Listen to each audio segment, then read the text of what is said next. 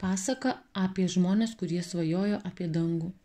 Seniai, labai seniai, toli už kalnų ir plačių upių gyveno žmonės, kurie dieną naktį svajojo apie dangų. Jie žiūrėjo į jį ir svajojo patekti ten, kur blizga žvaigždės, kur plaukia minkšti debesys ir kur jų manymų slypi didžiausios paslaptys. Jų kaimas buvo mažas, apsuptas miškų ir upių, bet visi jame turėjo vieną bendrą bruožą. Jie norėjo pakilti aukščiau, aukščiau už kalnus, aukščiau už debesis.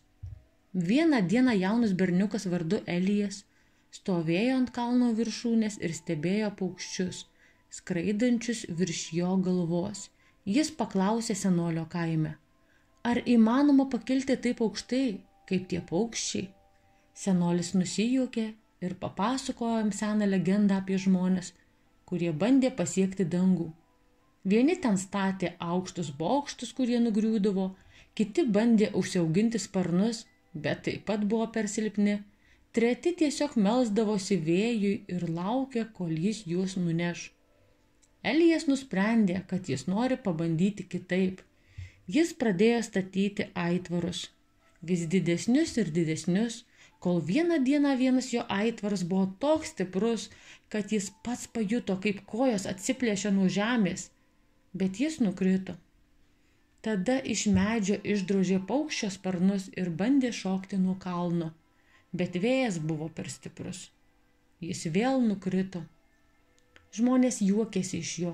Elijau, kodėl tu taip stengiesi pasiekti dangų? Jis skirtas ne mums. Bet Elijas nenuleido rankų.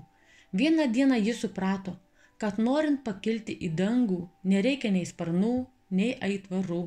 Reikia tik drąsos, svajoti ir tikėjimo, kad viskas įmanoma.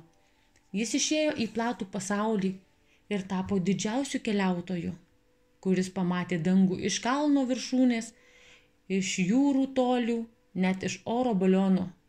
Jis suprato, kad dangus nėra tik vieta, į kurią reikia pakilti.